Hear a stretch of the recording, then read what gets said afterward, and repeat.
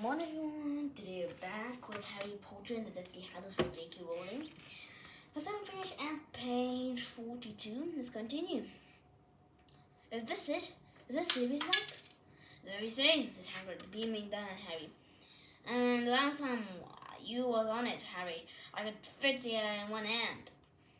Harry could not help but feeling a little humiliated as he got into the sidecar. It placed him several feet below everybody else.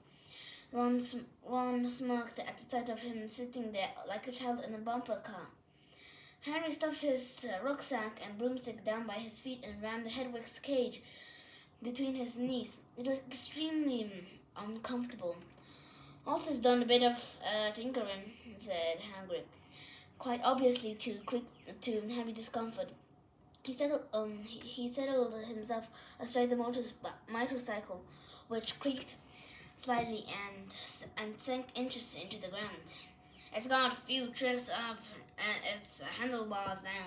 The one was my idea. That one was my idea. He pointed a thick finger at the purple button near the speedometer.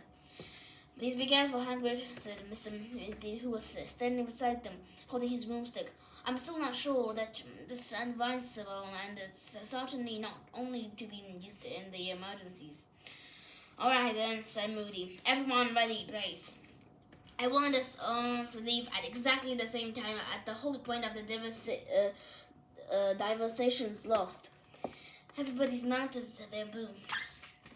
Hold tight now, Ron, said Tonks, and Harry saw Ron throw a furtive, guilty look at Lupin before glancing his hands on either side of her waist. Hagrid kicked the motorbike into life.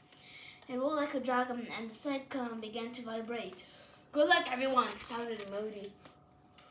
See you all in about an hour at the Burrows. On the count of 3. 1, 2, 3. There was a great roar from the motorcycle, and Harry felt the sidecar give a nasty lunge. He was rising through the air fast, his eyes watering slightly. Hair whipped back off his face. Around him, brooms were soaring upwards too. The long black tail of Thestrals flicked past, his legs jammed into the sidecar by Hedwig's cage, and his rucksack were already installed and starting to go numb. So great was his discomfort that he almost forgot to take a last glimpse of number 4 Proper Drive. By the time he looked over the edge of the sidecar, he could no longer tell which one it was. Higher and higher they climbed into the sky. And then, out of nowhere, out of nothing, they were surrounded. At least 30 hooded figures suspended in mid-air formed a vast circle in the midst of which the older members had risen. Obvious screams, a blaze of green light on every side. Hagrid gave a yell and the motorcycle rolled over. Harry lost any sense of when they were. Street lights above him, yells around him. He was clinging to the sidecar for dear life. Hedwig's cage vibrated and his rucksack slipped him beneath his heels. No! Hedwig! The broomstick spun to the earth, but he just managed to seize the strap of the rucksack and the top of the cage as the motorbike swung the Rhine away. After second relief, and then another burst of green light, the owl screeched and fell to the floor of the cage.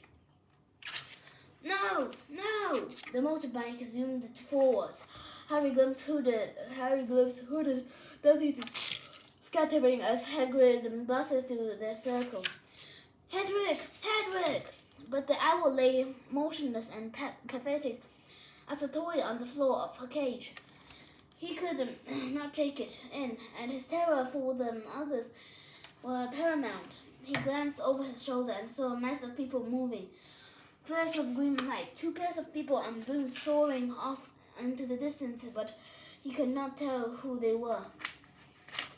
Hagrid, we've got to go back! We've got to go back! He yelled over the thunderous roar of the air, pulling out his sword and ramming Hedwig's cage onto the floor, refusing to believe that she was dead. Hagrid, turn around! My job's to get there safely, Harry, bellowed Hagrid, and he opened the throttle. Stop! Stop! Harry shouted, but as he looked back again, two jets of green light flew past his left ear. 4 Death Eaters had broken away from the circle and were pursuing them, aiming for Hagrid's broad back. Hagrid swerved, but the Death Eaters were keeping up with the bike. More curses shot after them, and Harry had to sink low into the side car to avoid them. Wriggling around, he cried, Stupefy! A red bolt of light shot from his own wand and cleaving a gap between the 4 pursuing Death Eaters as they scattered to avoid. Hold on, Harry, this'll do for him, roared Hagrid, and Harry looked up just in time to see Hagrid slamming a thick button in the green button near the fuel gauge. A solid brick wall erupted out of the exhaust pipe, craning his neck. Harry saw it expand into the being in the mid-air. 3 of Death Eaters swerved and avoided it. But the 4th was not so lucky. He vanished from view and then dropped like a boulder from behind it, his broomstick broken into pieces. One of his fellows slowed up to save him, but they and the airborne wall was swallowed by the darkness as Hagrid leaned low over the handlebars and sped up. More killing curses flew past Harry's hand from the 2 remaining Death Eaters' wands. They were aiming for Hagrid. Harry responded with further stunning spells. Red and green collided in mid-air in a shower of multicoloring sparks, and Harry thought wildly of fireworks and the muggles below who had no idea what was happening. Here we go again, Harry, hold on, yelled Hagrid, and he jammed a second button. This time a great net burst from the bank's exhaust, but the Death Eaters were ready now. Not only did they swerve to avoid it, but the companions who had slowed to save their unconscious friend had caught up. He bloomed suddenly out of the darkness, and now 3 of them were pursuing the motorbike, all shooting curses after it. This'll do it, Harry. Hold on. And Harry saw him slam his whole hand onto the purple button beside the speed mower. With an unmistakable bellowing roar, a dragonfire burst from the exhaust, white, hot, and blue, and the motorbike shot forwards like a bullet with the sound of wrenching metal. Harry saw the Death Eater swerve out of sight to avoid the deathly trail of flames, and at the same time felt the sand come away ominously. Its metal connections to the bike had splintered with the force of the accelerations. It's all right, Harry, bellowed Hagrid, now thrown back flat on his back by the surge of speed. Nobody was steering now, and the sidecar was starting to twist violently in the bike's slipstream. I'm on it, Harry, don't worry, Hagrid yelled, and from inside his jacket pocket he pulled out his flowery pink umbrella. Hagrid, only me! Reparo! There was a deafening bang, and the sidecar broke away from the bike completely. Harry sped forward, propelling by the impetus the bike's flight, and then the sidecar began to lose height. In desperation, Harry pointed his wand at the sidecar and pointed, Retirement Leviosa! The sidecar rose like a cork, unsteerable but at least still airborne. He had but a split-second relief.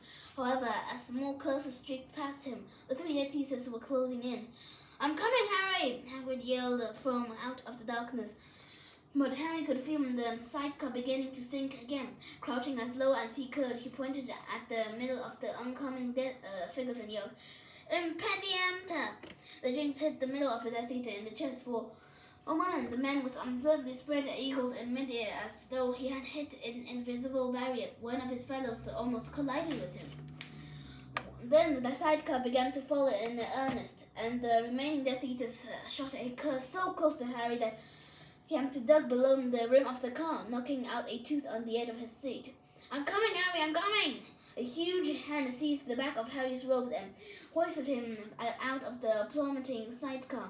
Harry pulled his rucksack with him as he dragged himself out onto the motorbike seat and found himself back with Hagrid. As they soared upward, away from the two remaining Death Eaters, Harry spat blood out of his mouth, pointed his wand out at them, falling sidecar and yelled, "Confringo!" He knew a dreadful, gut-wrenching pang for Hedwig as it exploded. The Death Eater nearest it was blasted off his broom and fell from sight. His companion fell back and vanished. "Harry, I'm all sorry," moaned Hagrid. "I shouldn't tried to repair it myself if got no room." "It's not a problem, just keep flying," Harry shouted back, as two more Death Eaters emerged out of the darkness, drawing closer.